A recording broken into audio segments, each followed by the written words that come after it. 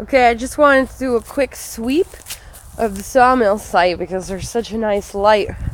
Right.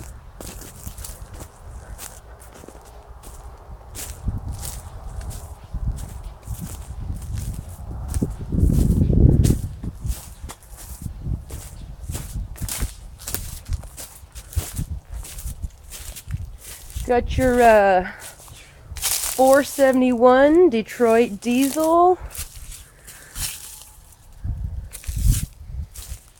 475? I don't remember. Screaming Demon. And there she is.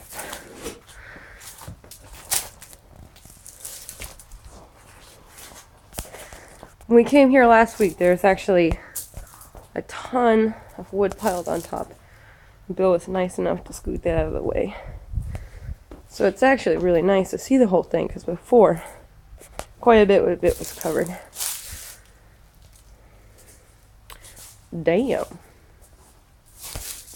Pretty good looking, huh? Beautiful. Very excited. Nice. Let's go get some coffee.